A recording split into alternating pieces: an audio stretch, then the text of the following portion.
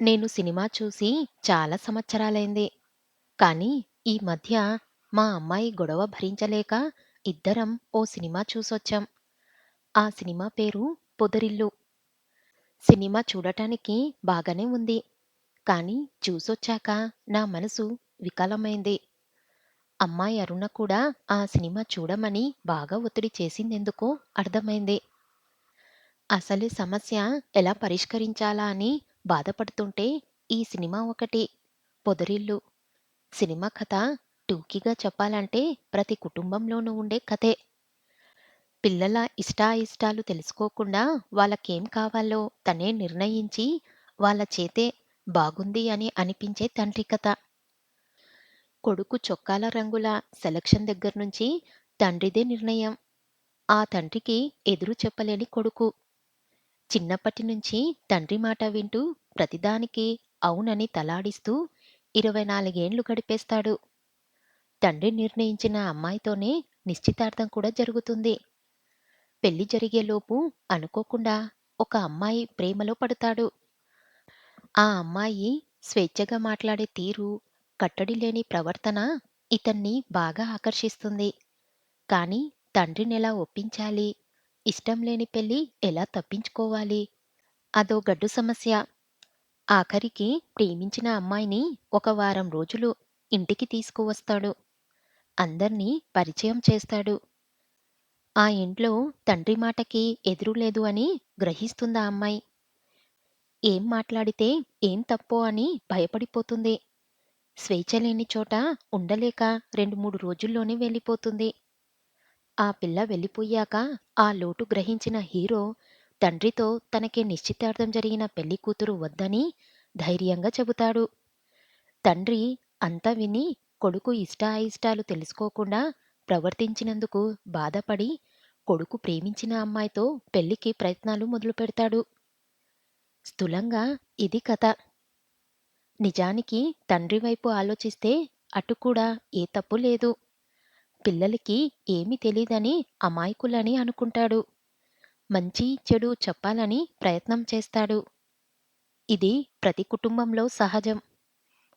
కానీ ఈ సినిమా చూసి ఇంటికొచ్చాక ప్రతి తండ్రి నేనెలా ప్రవర్తించాను అని ప్రశ్న వేసుకోవటం కూడా సహజమే. నా కూతురి పేరు అరుణ. అరుణ పసి వయసులోనే నా భార్య చనిపోయింది. అప్పటినుంచి అరుణకి తల్లిని, తండ్రిని నేనే. చిన్నప్పటి నుంచి ముద్దుగా పెంచుకొని కొంచెం గారాబం చేశానేమోనని నా అనుమానం. కానీ నా కూతురు చాలా బుద్ధిమంతురాలు. నేను ఏది చెప్పినా కాదనేది కాదు. కాదన్నా నేను మంచి చెడ్డలు చెప్పి నా ఇష్టప్రకారమే అరుణని పెంచానేమోననిపిస్తుంది. డాక్టర్ కావాలంటూ కోచింగ్ తీసుకొని ఎంసెట్ రాసింది. తీరా మంచి ర్యాంకు రాలేదు. లాంగ్ టర్మ్ కోచింగ్ తీసుకొని రాస్తానని పట్టుబట్టింది. నేను వద్దంటే వద్దన్నాను. సంవత్సరం వృధా అవటం మంచిది కాదని నచ్చచెప్పి బీఎస్సీలో చేర్పించి పోస్ట్ గ్రాడ్యుయేషన్స్ కూడా చేయించాను. కెమిస్ట్రీ లెక్చరర్‌గా చేస్తుంది. రెండోసారి ఎంట్రన్స్ రాస్తే డాక్టర్‌ని అయ్యేదాన్నేమోనని అప్పుడప్పుడు నాతో అంటూ ఉంటుంది. నేను మళ్ళీ కాసేపు ఏదో చెబుతూ ఉంటాను. కానీ ఈ సినిమా చూసి వచ్చాక అరుణ విషయంలో ఏమైనా పొరపాటు చేశానా? నా ఇష్టాల్ని తన మీద రుద్దానా అన్న మథనం ప్రారంభమైంది. అమ్మాయిలో ఏదో మార్పొచ్చిందనిపించినా ఏం లేదులే అని సమాధానం పరుచుకున్నాను. అంతా బాగానే ఉందనుకుంటుండగా ఓ సమస్య వచ్చింది. నేను అరుణకి పెళ్లి సంబంధాలు చూడటం మొదలుపెట్టాను. తను పెద్దగా ఉత్సాహం చూపించలేదు సరికదా, 4 రోజుల తర్వాత ఓ బాంబులాంటి వార్త పేల్చింది. తన కొలీగ్ రావుని ప్రేమించానన్నది. వినగానే నాకు చాలా కోపమొచ్చింది. నా కళ్ళకి అరుణ ఎప్పుడు పసిపిల్లలా కనబడుతుంది. ప్రేమించానని చెబుతుంటే ఆశ్చర్యంగా, వింతగా తోచింది. నేను ఏమీ మాట్లాడలేకపోయాను. ఆ రావు వివరాలేమిటో అడిగాను. అతను మ్యాథ్స్ లెక్చరర్. తండ్రి లేడు. నలుగురు చెల్లెళ్ళు. తల్లే కాకుండా భర్తతో కుదరక విడిపోయి ఇక్కడే ఉంటున్న అక్కగారు. వీళ్ళంతా కలిసే ఉంటారు. ఈ వివరాలు వింటుంటే నాకు మతిపోయినట్లయింది. అంతమందితో ఎలా ఉంటావమ్మా? నీకు మంచి సంబంధం చేస్తాను అంటూ నచ్చజెప్పపోతే అరుణ దానికి మరో భాష్యం చెప్పింది. నాన్న, చిన్నప్పటి నుంచి ఒంటరిగా పెరిగాను. అమ్మ, అక్క, చెల్లెళ్ళు, అన్న ఈ ప్రేమలు తెలీవు. నువ్వు తప్పితే నాకు ఎవ్వరూ తెలీదు. చుట్టాలు కూడా పెద్దగా లేరు. నాకు నలుగురు ఉన్న ఇంట్లోకి వెళ్ళాలని ఉంది అంటూ ధైర్యంగా చెబుతుంటే నాకేం మాట్లాడాలో కూడా తోచలేదు. ఇవాళే అనుకోకుండా పొదరిల్లు సినిమా చూసొచ్చానేమో. ఎంత తండ్రి హోదాలో ఉన్నా నా కూతుర్ని శాసించలేకపోయాను. ఇష్టం లేని పెళ్లి చేస్తే ఏ ఆత్మహత్య ప్రయత్నమొచ్చేస్తే అని ఓ క్షణం భయం కలిగింది. అలా అని గబలున అరుణ ఇష్టప్రకారం చెయ్యటానికి కూడా మనస్కరించలేదు.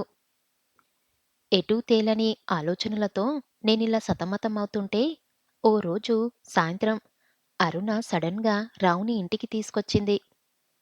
రావు చూడటానికి బాగున్నాడు. తెల్లగా, పొడుగ్గా, ఫుల్ హ్యాండ్స్ షర్టుతో, చెరగని చిరునవ్వుతో సినిమా హీరోలా ఉన్నాడు. ఉన్న కాసేపు బాగానే మాట్లాడి వెళ్ళిపోయాడు. అతను ఉన్నంతసేపు అరుణ కళ్ళల్లో మెరుపులు గమనిస్తూనే ఉన్నాను. ప్రతిదానికి అతన్ని సపోర్టు చేస్తూ మాట్లాడటం, పరుగున వెళ్ళి కాఫీ పట్టుకురావటం, ఊరుకూరికే సిగ్గుపడటం నా దృష్టి దాటిపోలేదు. రావు వెళ్ళిపోయాక మా అమ్మాయి నా అభిప్రాయం కోసం ఎదురుచూస్తూ కుర్చీలో కూర్చుంది. పేరుకి టీవీ చూస్తుందేమో కానీ మనసు దానిమీద లేదు. ఎందుకంటే ప్రకటనలు కూడా కళ్ళార్పకుండా చూస్తుంది. అబ్బాయి చాలా బాగున్నాడమ్మా అన్నాను. ఉపోద్ఘాతపతంగా చాలా మంచివాడు కూడా అంది వెంటనే. నేను నవ్వాను. నిజమే తల్లీ. కానీ పెళ్ళంటే చుట్టూ ఉన్నవారితో కూడా సంబంధం ఉంటుంది కదమ్మా! నాకు అతనే ముఖ్యం నాన్నా. నువ్వు కనుక ఒప్పుకోకపోతే నేను జీవితంలో పెళ్ళే చేసుకోను అంటూ ఏడుపు మొదలుపెట్టింది. 2 రోజులు ఆలోచించి రావు ఇంటికి వెళ్ళి ఇల్లు చూసి ఇంట్లో వాళ్ళతో మాట్లాడి వచ్చాను. అందరూ ఎంతో మర్యాదగా మాట్లాడారు. ఎలాంటి ఆడంబరాలు లేవు. ఇల్లు మధ్యతరగతి సంసారంలోండే పాత డాబా ఇల్లు. నా కూతురు చిన్నప్పటి నుంచి ఏదీ అడగలేదు. కోరినట్లు చేస్తే ఏమో ఇంతమందిలో ఏం సుఖపడుతుంది? ఎందుకు చేసుకున్నానా అని బాధపడితే? కానీ ఇష్టం లేని పెళ్లి చెయ్యడము సరికాదు. ప్రేమ విఫలమైందని జీవితమంతా కుమిలిపోతుంటే అది తట్టుకోవటం కూడా కష్టమే కదా! అనేక రకరకాలుగా ఆలోచించాను. వారం రోజుల పాటు. నాకు అగ్ని పరీక్ష ఎదురైనట్లే అనిపించింది. సినిమా ప్రభావం కూడా పనిచేస్తుందేమో తెలీదు. ఆఖరికి మనసు గట్టి చేసుకొని అరుణ పెళ్లి రావుతో జరిపించాను. మంచో చెడో తన కోరిక తీర్చాను. జీవితంలో జీవిత భాగస్వామిని ఎన్నుకోవటమే పెద్ద మలుపు. అది నా కూతురు మనసుకి నచ్చినట్లే చేశాను. అరుణ పెళ్లి చేశాక నేను నిశ్చితంగా తీర్థయాత్రకు ప్రయాణం కట్టాను. నా భార్య పోయాక నేను ఏ తీర్థయాత్ర చెయ్యలేదు. ఏ పుణ్యక్షేత్రం తిరగలేదు. అరుణని వదిలిపెట్టి ఎప్పుడూ ఉండలేదు. తనకి ఏ కష్టం కలగకుండా పెంచి పెద్ద చెయ్యటమే ఓ తపస్సులా చేశాను. ఇప్పుడు అరుణ లేని ఇల్లు బారుమంటుంది. ఒక్కడినే ఉండటం కష్టమనిపించింది. తీరిగ్గా కొన్ని నెలల పాటు తిరిగి ఉత్తర దేశయాత్ర, దక్షిణ దేశయాత్ర పూర్తి చేసుకొని ఇల్లు చేరాను. అప్పుడప్పుడు అరుణతో మాట్లాడేవాణ్ణి ఫోన్లో. కానీ పెళ్ళైన కొత్త జంట కదా అని నేనెక్కువ డిస్టర్బ్ చెయ్యలేదు. మెల్లిగా ఏ మనవడో, మనవరాలో వస్తే వాళ్ళతో కాలక్షేపం చేయవచ్చు. వాళ్ళ ఆటపాటలతో మునిగి తేలవచ్చని నా ఆలోచన. నేను తిరిగి వచ్చేసరికి ఇల్లంతా బూజుతో అసహ్యంగా ఉంది. అది కాక నేనొచ్చేసరికి అరుణ ఊళ్ళో లేదు. భార్యాభర్తలు మద్రాసు వెళ్లారు. రావు తల్లికి ఒంట్లో బాగలేదంట. నేను వచ్చిన వారానికి వచ్చింది అరుణ. రావు కుశల ప్రశ్నలు వేసి వెళ్ళిపోయాడు. అతను ఎప్పుడూ అంతే. అవసరమైనంతే మాట్లాడతాడు. అరుణను దగ్గరికి తీసుకొని తల నిమిరాను. దుఃఖం ఆగలేదు. నా మనశ్శాంతి నా కూతురు దగ్గరే ఉందని నాకనుభవపూర్వకంగా అర్థమైంది. అరుణ కూడా ఉన్నట్టుండి ఏడవటం మొదలుపెట్టింది. పాపం చిన్నపిల్ల. నన్నెప్పుడూ వదిలిపెట్టిలేదు. బెంగపడినట్లుంది. ఏమ్మా! ఎలా ఉన్నావ్? అత్తారిల్లు ఎలా ఉంది? హనీమూన్‌కి ఎక్కడికి వెళ్లారు? ఎటో చూపులు తిప్పుకుంది అరుణ. బానే ఉంది నాన్నా. ఎక్కడికి వెళ్ళలేదు.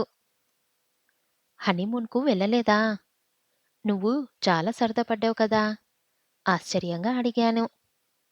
అరుణ విసుగ్గా చూసింది. అసలు ఎక్కడికి వెళ్ళలేం నాన్నా. ఎప్పుడూ ఇంట్లోనే పడి ఉండాలి. ఎదిగిన చెల్లెళ్ళ ముందు మనం హనీమూన్ అంటూ వెళ్తే ఏం బాగుంటుంది?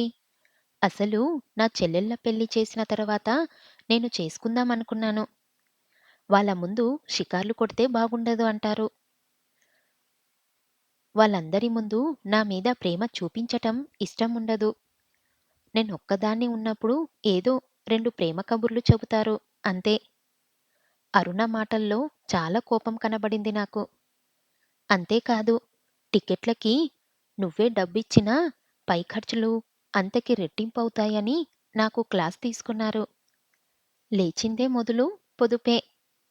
ఇల్లెలా ఉంటుందో తెలుసా నాన్నా? కూరగాయల సంత కూడా అంతకన్నా బాగుంటుందేమో. ఆ 5గురు చెల్లెళ్ళు గోలగోలగా టీవీ చూస్తుంటారు. పెద్దగా మాట్లాడుకుంటూ పగలబడి నవ్వుకుంటూ ఉంటారు. వాళ్ళెవ్వరూ తల్లికి వంటలో సహాయం చెయ్యరు. పైగా ఆవిడ పిలిస్తే, "వదినమ్మ, అమ్మ పిలుస్తుంది వెళ్ళు" అని నన్ను పురమాయిస్తారు. ఆ ఇంట్లో అసలు ప్రైవసీ అనేదే లేదు. గదిలో ఆయనతో మాట్లాడుతూ ఉంటే, "అన్నయ్య" అంటూ ఎవరో ఒకరు వస్తారు. మొగుడితో గొడవపడి ఒక ఆవిడ ఇక్కడే ఉంటుందిగా. మేమిద్దరం మాట్లాడుకుంటుంటే ఆవిడ ఒక్క క్షణం కూడా సహించలేదు. జీతం వచ్చిన దగ్గర్నుంచి కాలేజీ ఫీజులు కట్టడం, చెల్లెళ్ళ పెళ్ళికి నిలువ చెయ్యటం ఇదే నా భర్తకి సరిపోతూ ఉంటుంది. అక్కడ బాత్రూమ్ నువ్వెప్పుడైనా చూసావా నాన్నా? తలుపుకి గడియ ఊడిపోయి గచ్చంతా జారిపోతూ ఎంత డర్టీగా ఉంటుందో. చాకలి ఎప్పుడొస్తుందో, ఎప్పుడు రాదో. రాకపోతే బట్టలు నేనే ఉతకాలి. నా భర్తతో నేను ఒంటరిగా ఏ సినిమాకో, షికారుకో కూడా వెళ్ళలేను. తోకలాగా ఎవరో ఒకరు వస్తారు. ఈయన అతి ప్రేమగా అందర్నీ కేకేస్తాడు. పూలు కొనుక్కోవాలని ఉంటుంది. రోజూ 10 మురలైన కొనాలి. అంత జనాభాలో బతకటం చాలా కష్టం నాన్నా. నా మనసు చివుక్కుమంది. ఏరికోరి చేసుకుంది మరి. వాళ్ళ చెల్లెళ్ళు ఉన్నట్లు నీకు తెలుసు కదమ్మా! కాస్త రాజీ పడాలి. రాజీ పడాలి. ఎంతవరకు నాన్నా? అక్కడ నాకు గుర్తింపే లేదు. ఎక్కడ్నుంచో వచ్చిన కొత్త కోడల్ని అసలే లేదు. నన్నేం సింహాసనం మీద కూర్చోపెట్టక్కర్లేదు. కానీ తిన్నావా, ఉన్నావా అని కూడా లేదు. లేచింది మొదలు. వంటలు, టిఫిన్లు, బాక్సులు, కట్టుకోటాలు ఇవే. ఎప్పుడైనా షికారుకైనా తీసుకెళ్ళొచ్చు. అది కూడా లేదు. మనిద్దరమే తిరిగితే ఏం బాగుంటుంది అంటారు. పెళ్లి దేనికిగా? ఇల్లు చూస్తే కూర్చోటానికి లేదు. నించోటానికి లేదు. పుస్తకాలు, పేపర్లు, బట్టలు, కిటికీల నిండా కొబ్బరి నూనె మరకలు, కంపు కొట్టే దుప్పట్లు, మురికి దువ్వనలు. ఛీ! నాకక్కడ ఏం బాగలేదు నాన్నా అంటూ ఏడవటం మొదలుపెట్టింది. నాకు పరిస్థితి అర్థమైంది. ఇక్కడ ఒక్కతే పెరిగి అరుణకి చేసే పని లేకుండా పోయింది. అక్కడ నలుగురిలోకి వెళ్ళాలని తపన పడింది. కాని నలుగురిలో భర్తతో ఏకాంతం లేక గిజగిజలాడిపోతుంది. ఊరుకో తల్లీ! చెల్లెళ్ళ మీద, తల్లి మీద ప్రేమ సహజం కదా! అందులో తండ్రి కూడా లేడు మరి. నేను కూడా మనిషినే కదా నాన్నా! మట్టి ముద్దని కాదు కదా! నాకు కోరికలు, ముచ్చట్లు ఉంటాయి కదా! వెధవది. ఓ సినిమాకి వెళ్ళాలన్నా అందరం బయలుదేరాలి. వాళ్ళు పొరపాటున రానని చెప్పినా ఈయన ఊరుకోరు వచ్చేదాకా. ఆ ఇల్లు, ఆ జనాభా చూస్తుంటేనే చిరాకు పుడుతుంది. ఎప్పుడెప్పుడు ఒక్కదాన్నే ప్రశాంతంగా ఉందామా అనిపిస్తుంది. పోన్లే అమ్మా! మరో పెద్ద ఇల్లు తీసుకుందాం. దానికి అద్దె నేను కడతాను. సరేనా? అన్నాను సమాధానం పరిచే ధోరణిలో. హ్మ్. వీలు కాదు నాన్నా. ఆ పాత కొంపే అచ్చొచ్చిందంట. తరతరాలుగా ఉంటున్నారంట. వాళ్ళ చెల్లెళ్ళ పెళ్ళిళ్ళు అక్కడుండగానే జరగాలంట. అప్పటిదాకా సంసారంలో కలతలు రాకుండా చూసే బాధ్యత కూడా నాదేంట. వాళ్ళందరి పెళ్ళిళ్ళు అయ్యేసరికి నాకు ముసలితనం వచ్చేస్తుంది. పోనీ అందరూ ఇక్కడికే రావచ్చు. ఈ ఇల్లంత పెద్దది. నువ్వెళ్ళిపోయాక ఇంత ఇంట్లో నేనొక్కడినే ఉండలేకుండా ఉన్నానమ్మా. నీకు అలవాటైన చోటు కూడా. అలా కూడా ఆ మహానుభావుడికి ఇష్టం లేదు మరి. ఇక్కడుంటే ఇల్లరికమంటారంట. అసలు నా మాటే పట్టించుకోరు నాన్న. మా అమ్మాయి చెప్పిన కథను బట్టి అల్లుడు మంచివాడేనని నాకర్థమైంది. కాకపోతే తను పెరిగిన వాతావరణం వేరు. అందుకే అక్కడ ఇడమలేకపోతుంది. ఆ రోజు సినిమా చూసొచ్చి పిల్లల ఇష్టాయిష్టాలు కూడా తల్లిదండ్రులు గ్రహించాలని పరోక్షంగా చెప్పింది. నేను కూడా అరుణని నా ఇష్టప్రకారమే పెంచి, నా ఇష్టాలే తన మీద రుద్దుతున్నట్లు భయపడ్డాను. పెళ్లి విషయంలో మరీ భయపడ్డాను. ఆ 'పొదరిల్లు' సినిమాలో మాదిరి. నీకు నువ్వు ఇష్టపడి చేసుకున్న సంబంధమే కదమ్మా! నేను కష్టసుఖాలు విడమర్చి చెప్పి వద్దన్నాను కూడా. నా కూతురు నా వైపు తీవ్రంగా చూసింది. ఇష్టపడ్డాను. ఇష్టపడ్డంత మాత్రాన చేసేస్తావా? మంచి చెడ్డలు తెలుసుకోనక్కర్లేదా? చిన్నప్పటినుంచి ఎన్నో అడిగాను. అక్కడెక్కడికో వెళ్తానన్నాను. అన్నీ కొన్నావా? అన్ని చోట్లకి వెళ్ళనిచ్చావా? మంచి చెడు చెప్పావు. కష్టాలు తెలియజేశావు. కానీ పెళ్లి అనేది జీవితంలో ముఖ్యమైన మలుపు. అది నా ఇష్టానికి వదిలేశావు. తండ్రిగా అదేనా నీ బాధ్యత? నాకు ప్రేమంటే తెలీదు. వయసు ప్రభావం వల్ల వచ్చే ఆకర్షణ అని ఎందుకు చెప్పలేదు? ఆనాడే నా 2 చెంపలు వాయించి ఉంటే ఇంత దూరం వచ్చేది కాదు కదా! నీకు జీవితంలో ఎన్నో అనుభవాలు ఉన్నాయి. నాది చిన్నతనం. మైండ్ మెచ్యూరిటీ లేదు. మరి నువ్వు? నువ్వు నీ బాధ్యత సరిగ్గా నిర్వర్తించలేకపోయావు. పైగా తప్పంతా నాదే అంటున్నావు. పెళ్ళంటే బొమ్మలాట కాదు. కొత్త చీరలు, నగలు కొనుక్కోవటం కాదు. నచ్చకపోతే మార్చుకోవటానికి. జీవితమంతా అనుభవించాలని నీకు తెలీదా? అమ్మే కనుక ఉంటే ఇలా చేసేదా? 2 తిట్టి నచ్చజెప్పేది. మంచి చెడు విడమర్చి చెప్పేది. నువ్వు నాకేం చెప్పావు? అరుణ ఏడవటం మొదలుపెట్టింది. వెక్కి వెక్కి గుండెల్లో దుఃఖం తీరేట్లుగా ఏడ్చింది. అరుణ అలా నిలదీస్తుంటే, పెద్దపెట్టున అరుస్తుంటే తెల్లబోయాను. తల్లిదండ్రులు ఎలా చేసినా, అలా ఎందుకు చేశావు, ఇలా చెయ్యాల్సింది అని అడిగే పిల్లల తరం ఇది. వాళ్ళ కత్తికి 2 వైపులా పదునే. తల్లిదండ్రులు ఏం చేసినా వాళ్ళ దృష్టిలో అది తప్పే. నా కూతురు కూడా ఆ కోవలోకే వస్తుంది. ఇవే తరాల అంతరాలు. తప్పదు. అన్నీ భరించాలి. అయితే నాకు ఒక్కటే సంతోషం. అరుణ భర్త దుర్మార్గుడు కాదు. స్వశక్తి మీద కుటుంబాన్ని పైకి తీసుకురావాలని ఆరాటపడే మంచివాడు. అందుకే నాకు కొంచెం నిశ్చితంగా అనిపించింది. అరుణ ఆవేశం తగ్గేదాకా మౌనంగా ఉండటమే మంచిదనుకొని ఉక్రోషంగా తను అంటున్న మాటలను సలోచనగా వింటూ కూర్చున్నాను.